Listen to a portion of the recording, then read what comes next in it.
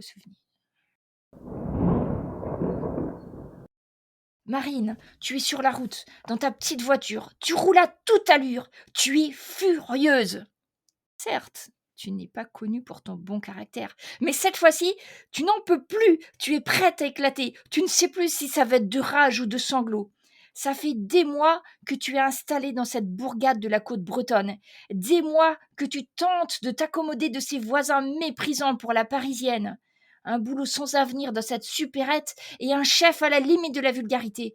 Aujourd'hui, la dernière goutte qui faisait déborder le vase. Il a osé te mettre la main sur les fesses. Tu t'es retourné, tu lui as lancé à la figure le carton que tu bougeais et tu es parti. Tu as tout laissé tomber. Inutile que tu reviennes là-bas. Tu le sais, tu as perdu ton emploi. Et de toute façon, c'est pas grave. C'était vraiment le pire emploi que tu aies jamais fait. Tu roules le long de la route qui te ramène dans ton petit appartement. D'habitude, quand tu longes la mer, ça te calme. Mais non, pas cette fois-ci. D'ailleurs, l'orage tonne à l'horizon.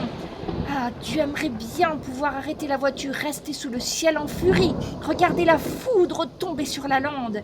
Tu vois les embruns soulevés par le vent et tu commences à hurler aux échos du vent face à cette vie que tu n'en peux plus. Il faut que tu changes, il faut que cela change.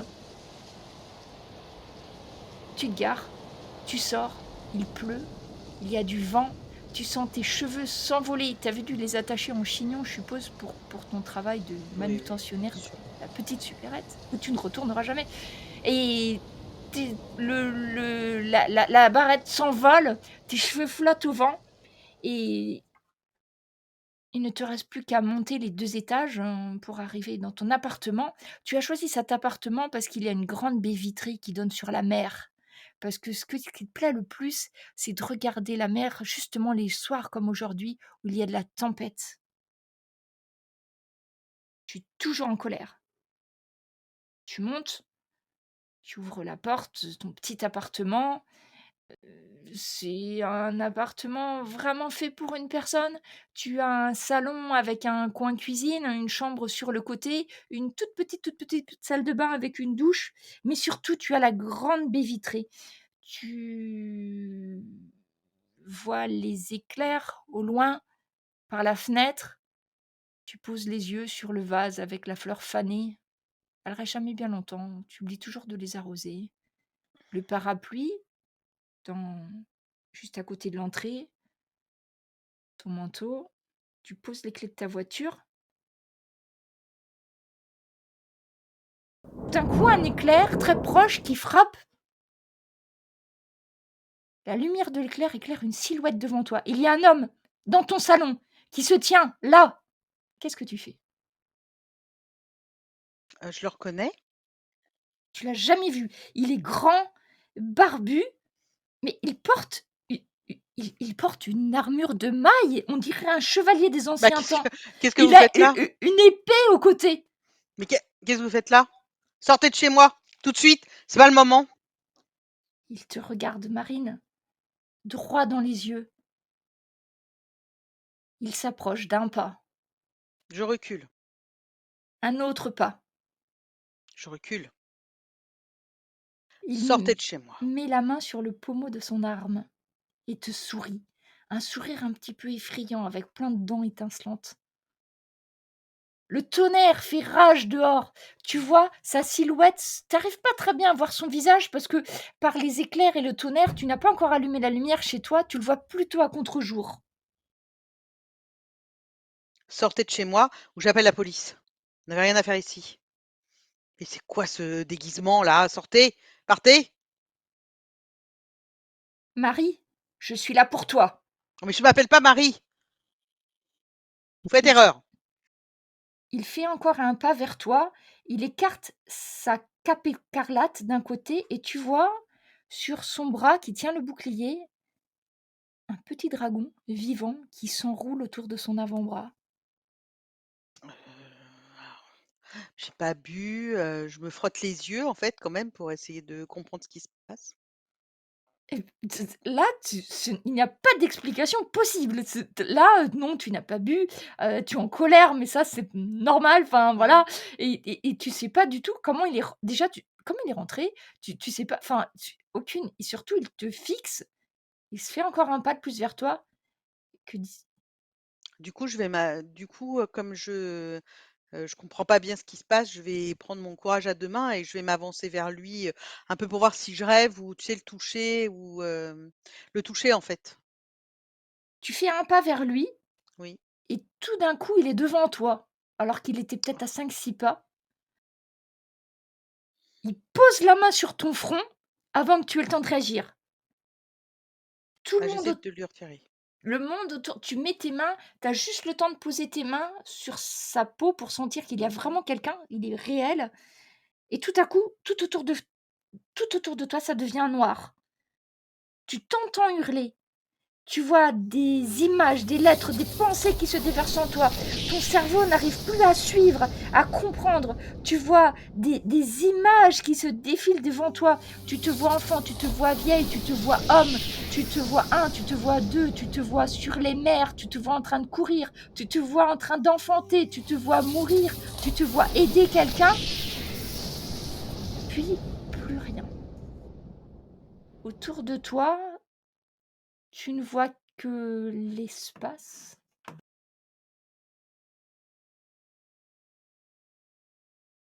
Puis tu vois 12 silhouettes autour de toi. Et tu entends une voix, la voix de l'homme qui te parle. Au commencement sont les Elohim. Et tu vois les 12 anges qui se retournent et qui te regardent. Tu es au centre de ce cercle. Les Elohim, les 12 êtres primordiaux que les sages à venir associeront au signe du zodiaque. Nés pour créer, les Elohim façonnèrent l'Éden. Pour soutenir ce jardin, ils construisirent 72 piliers. Et puis, ils le peuplèrent. De leurs mains, ils ont créé les Adam, hommes comme femmes, puis toutes les autres créatures. Mais comme toute famille, les Elohim ne s'accordent pas entre eux. Deux en particulier, Sophia et Samaël, les jumeaux. Sophia voit en eux des êtres sages et raisonnés, alors que Samaël, lui, se délecte de leur méchanceté et de leurs défauts. Afin de déterminer lequel est dans le vrai, Sophia convoque les Devas, les esprits de la lumière, pendant que son frère convoque les archontes, les esprits du mal.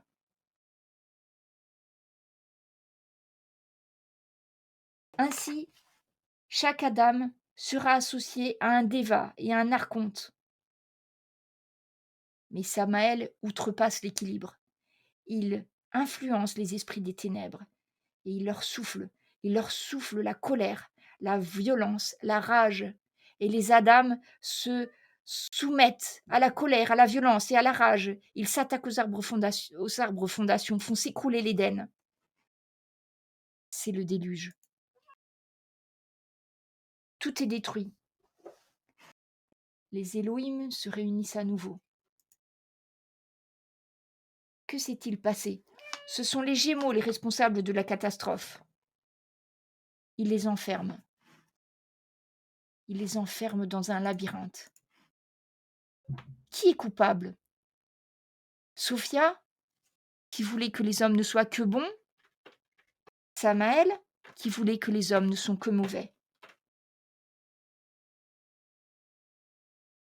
Les Elohim décident de ressusciter les Adam. Il va falloir trancher. Chacun d'entre eux renaîtra avec un Deva et un archonte qui notera tous leurs actes, bons et mauvais. Au bout de 10 000 ans, s'il y a plus d'Adam qui auront été bons, le monde tournera vers l'Éden à nouveau. Si plus d'hommes ont été mauvais, ce sera le monde des ténèbres. Les premières 10 000 ans commencent. La première période, ce sera la Vierge qui en sera la gardienne. Sauf que Epinoïa, la Vierge, ne trouve pas la situation juste. Elle décide que pendant 33 ans, les Devas et les archontes pourront influencer les Adam, et qu'au bout de la 33e année, Chaque Adam choisira s'il se tourne vers le bien ou le mal. Le libre arbitre existera seulement pendant ces 33 années. Mais la Vierge comprend que ses frères et ses sœurs ne supporteront pas qu'elle ait modifié les règles. Aussi, elle appelle 8 lames, les épées de feu, qui seront à même de protéger les Adams contre toute intrusion. Et là, tu vois une image de l'homme qui t'a parlé et qui t'a réveillé. Tu as rencontré la lame de feu, Michael. Tu reprends tes esprits dans ton appartement, Michael toujours en face de toi. Tu retrouves la vision, la colère dehors commence à se calmer, la tempête commence à se calmer en même temps que ta tempête. Mais tu viens d'avoir une révélation avec des souvenirs de vie passée, de vie, de toutes ces vies, de toutes ces villes, de tous ces actes. Tu te souviens de tes batailles aux côtés d'un roi à la lame flamboyante, tu te souviens de la mer, de la rapine, de l'or, du rhum, de la violence. Tu étais Marie. Tu regardes Michael qui te regarde à nouveau et tu vois que ses yeux ne sont pas tout à fait semblables aux tiens. En fait, à l'intérieur de ses yeux, c'est comme s'il y avait un univers à l'intérieur de chacun de ses yeux. Et il te dit: «Tu te souviens maintenant? Ce n'est pas ta première vie. Maintenant, tu es marine, mais tu as été 10 autres personnes avant aujourd'hui. Et tu te souviens surtout de Marie, Marie Tempête, la vie qui t'a le plus marqué, n'est-ce pas? Bah, écoute, je l'écoute, très religieusement, hein. Il faut que tu le saches. Tu n'es pas comme les autres. Tu vois, il tend la main vers toi, tu vois à nouveau ce petit dragon qui s'enroule autour de son avant-bras. Ça semble éclairé et tu vois, à ta gauche, une silhouette qui apparaît. Elle est exactement semblable à toi, si ce n'est qu'elle est intangible et qu'elle est éclairée. Il tend la main de l'autre côté, tu vois une silhouette exactement semblable à toi, si ce n'est qu'elle semble faite d'ombre. Il te dit: «Tu as aussi un déva et un archonte. Je vais les lier à toi. Ils devront t'obéir.» Et tu vois le déva, l'esprit de la lumière, semblable à toi, qui se tourne vers toi avec un il ne parle pas, mais il a une attitude de prière, il baisse la tête dans un acte de soumission. Quant à l'autre, la créature d'ombre a l'air de se rebeller et sur un geste de la main de Michael, il va baisser la tête, mais tu sens qu'il est contraint et forcé de le faire. Tu regardes à nouveau Michael, il te dit: «Avant que je t'en dise plus, souviens-toi, souviens-toi de celle que tu as été.» Et à ce moment-là, tu sombres à nouveau dans tes souvenirs, mais tu n'es plus Marine. Tu es une petite fille. Tu dois avoir 8 ans. Ta mère est en train d'éplucher des légumes. Tu es assise à côté d'elle, en train de faire un petit peu de ménage dans une cuisine ancienne. Ce n'est pas ce n'est pas ton époque. Il y a que quelques meubles en bois, quelques chandelles posées. La lumière se fait sombre. Tu entends une toux déchirante qui provient de la pièce d'à côté. Un enfant qui tousse à s'en arracher les poumons. Ta mère laisse tomber ce qu'elle a, prend un chiffon plus ou moins propre, va dans la pièce à côté, se tourne vers toi et te dit: «Marie, fais chauffer de l'eau à nouveau, il faut lui faire boire quelque chose de chaud. Ton frère ne se remet pas.» Tu regardes autour de toi, c'est vraiment très rudimentaire. Tu es à la fois marine, mais tu as quand même les souvenirs de marine. Tu as l'impression d'être retourné dans un film du Moyen Âge autour de toi, c'est vraiment plus que vétuste. Tu entends à nouveau la toux de ton frère qui s'aggrave. Il a l'air vraiment d'être sur le point de rendre son dernier souffle. Dehors, la nuit est en train de tomber. Tu n'arrives pas bien à distinguer, tu penses être dans une ville. Que fais-tu? Bah, écoute, je vais faire, chauffer, de l'eau comme, on m'a demandé et puis je vais apporter ça après à ma mère et à mon frère. Tu Je vois, regarde dehors un peu quand même en même temps. dehors, tu vois, tu ne saurais dire quelle ville, c'est une ville. Tu es dans une petite ça donne sur une petite ruelle. Il y a des ordures qui sont un peu partout dehors, des 1 ou 2 passants qui partent, capuche relevée. Heu, il n'y a pas de lumière dehors, en dehors des lanternes sourdes que portent certaines personnes. Pas beaucoup de bruit dehors, aucun bruit de voiture, aucun bruit.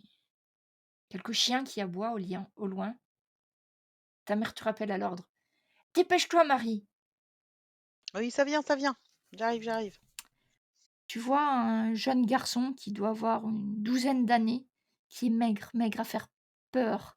Ta mère est en train d'éponger ses lèvres où il a craché du sang. Il a une respiration lente, laborieuse. Il arrive à peine à tenir les yeux ouverts alors que ta mère essaye de lui faire boire un petit peu de soupe.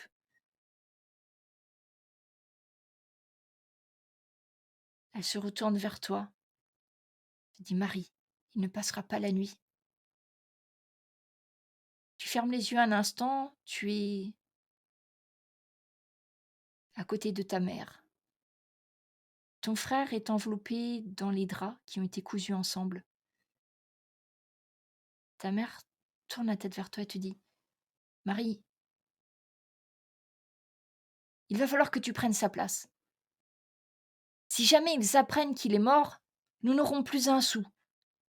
Il est le seul mâle de la famille, il est le seul à porter notre nom. Il va falloir que tu ne sois plus Marie. Il faudra que tu prennes le nom de Marc. Il faut que tu t'habilles avec ses vêtements.» Qu'est-ce que tu en penses, toi, Marie? En sachant que tu as 8 ans, que t'aimes peut-être les choses de petite fille, jouer à la poupée parfois, faire quelques perles, choses comme ça. Quel est ton premier réflexe quand ta mère te dit: «Maintenant, tu devras t'appeler Marc, porter les vêtements de ton frère»? «Ah mais c'est pas possible maman, on peut pas, je peux pas devenir un garçon. Je veux rester une petite fille comme je suis aujourd'hui». Ta mère te prend dans les bras et te dit: «Écoute, je sais que cela sera très difficile pour toi, mais crois-moi, ma fille, dans ce monde-ci, il vaut mieux être un homme.» Je vais me mettre à pleurer et je vais déjà pleurer la mort de mon frère, hein, parce que et je pense que je vais même si je comprends pas vraiment, la raison, 1, à savoir, que c'est une question d'argent, je vais faire, ce que me dit ma mère. Donc je vais accepter ce qu'elle me dit. En fait, ta mère va faire pire que ça. Elle va brûler toutes tes affaires, comme si tu n'avais jamais existé. Non, non, non, non, non. Elle va te faire habiller avec les vêtements de ton frère. Elle va aller chercher le prêtre. Le prêtre arrive. Elle t'a ordonné de ne pas dire un mot.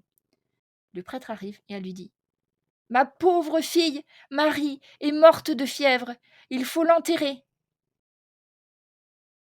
Vois le prêtre, un gros prêtre ventripotent qui a l'air de surtout attendre les quelques piécettes que ta mère va lui remettre, qu'il fait quelques signes, vagues, mots méli latines que tu ne comprends pas. Et ils vont emmener le corps de ton frère. Il va être enterré et la petite tombe portera le nom de Marie Reed. Tu te revois à l'enterrement, les poings serrés au point de t'imprimer les ongles à l'intérieur de tes mains. Ta mère t'a interdit de parler pour l'instant. Tu regardes les premières pelletées, puis les secondes pelletées de terre sur ton frère. Pourtant la tombe portera ton nom. Les années qui suivent, tu n'as pas le choix. Tant, c'est difficile de s'opposer. Ta mère te considère t'appelle Marc. Ton frère était en apprentissage, il devait rentrer dans la marine. Eh bien, toi, Marie, ou plutôt Marc, tu vas également rentrer dans la marine. Ta mère continue à percevoir la bourse de ton père au nom de ton frère. Tu n'as porté que des vêtements de garçon depuis l'âge de tes 8 ans. Mais ce que t'a dit ta mère, qu'il valait mieux être un homme plutôt qu'une femme dans ce monde, te revient à l'esprit souvent. Quand dans une ruelle, tu vas croiser une jeune fille agressée par un ivrogne, que tu ne t'empêcheras pas de malmener et de libérer la fillette, mais tu te dis que tu aurais pu être à sa place. Et petit à petit, tu te rends compte que tout le monde pense que tu es Mark Reed et que finalement, ça t'ouvre des portes. Tu peux aller où tu veux, tu peux dépenser de l'argent sans avoir à rendre compte. Tu as l'impression que même ta mère a oublié qu'à l'origine, tu étais une fille. Elle t'appelle tout le temps par le nom de son frère. Il est temps pour toi de quitter la maison. Ta mère t'a préparé un sac de marin. Il va te falloir gravir les échelons, mon fils, te dit-elle. Elle n'a peut-être pas tout à fait oublié qui tu étais. À l'intérieur de ton sac, elle a mis un certain nombre de bandages te permettre de continuer à faire illusion. Tu as maintenant 14 ans. Et c'est le grand jour. Ça y est, tu vas rentrer dans la marine. Tu vas quitter ta mère. Dans quel état d'esprit tu vas quitter ta mère d'ailleurs?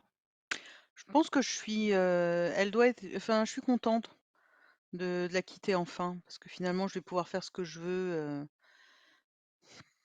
j'ai pas de regrets. D'ailleurs, ces derniers mots sont pour te demander de ne pas oublier de lui envoyer ta solde, mon fils. Oui, oui, mère, vous pouvez compter sur moi et je fais demi-tour et je monte, sur le bateau ou bien, je vais me faire recruter en fonction de ce qui est Alors, en prévu. fait, ta place est prévue.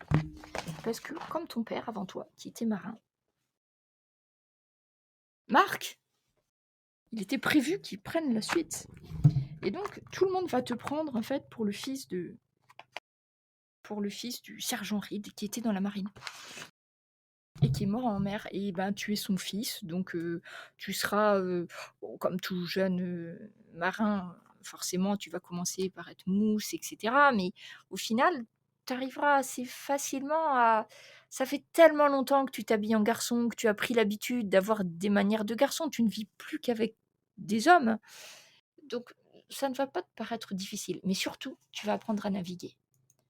Tu vas apprendre à naviguer pendant une année entière, tu vas apprendre à naviguer. Alors, on va juste regarder un petit truc maintenant sur ta fiche. Donc, normalement, tu as ta fiche devant toi.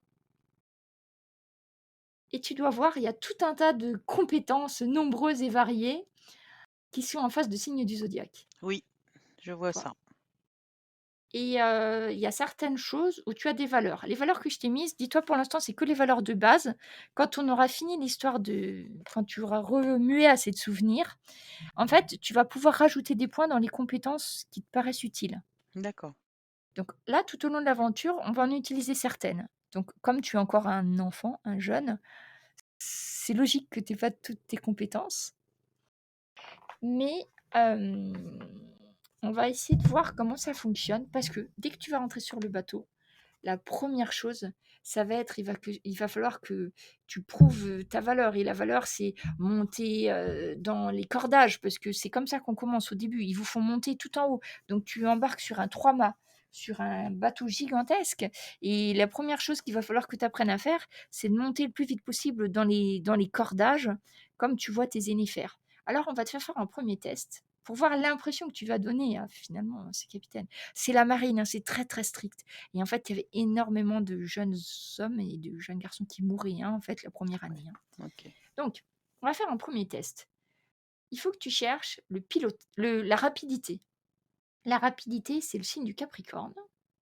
Normalement, tu as une valeur de base de 2. Je t'expliquerai après pourquoi, parce que en fait, ça dépend des signes, hein, mais ça, on y reviendra après. Donc, sur le test de rapidité, tu vois, il y a 2 lancers de dés possibles. Il y a celui du bas.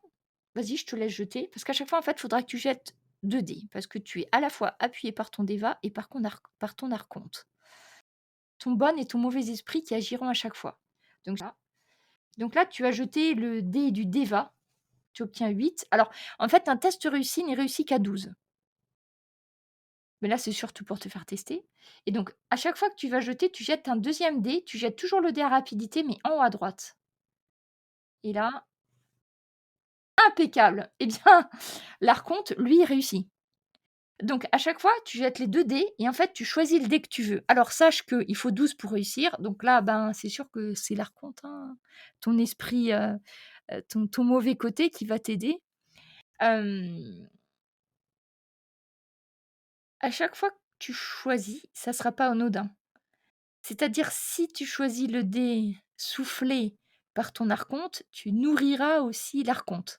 D'accord. Mmh. À chaque fois que tu choisiras le dé du déva, tu nourriras le déva. Et du coup, les tests, se résoudront pas tout à fait de la même façon et à la Ouais, je fin de chaque comprends. scénario, tu auras une dette à D'accord. régler à l'archonte et en fait, les dettes se payent en points d'expérience. C'est-à-dire, tu seras obligé de donner des points d'expérience le plus. Mais ça, on y reviendra après. Mais juste pour te dire que le choix ne sera jamais anodin. Donc là, eh bien, du coup, tu écoutes ton archonte, tu montes, vous êtes 3 jeunes à monter, tu montes, tu sens que ce n'est pas toi qui vas gagner et le capitaine a dit que celui qui serait exempté de toutes les corvées pendant une semaine serait celui qui arriverait en haut. Tu montes, tu vois le pied de ton adversaire qui passe devant toi, tu jettes un petit coup d'œil autour de toi, personne ne t'a vu, tu attrapes son pied, tu le tires d'une secousse vers le bas. Il dégringole le long de et tu en profites pour prendre l'avantage, c'est toi qui gagnes. Tu n'auras pas de corvée cette semaine. Et tu entends la voix de ta conscience qui te dit: «Voilà, c'est comme ça que l'on survit, Marie».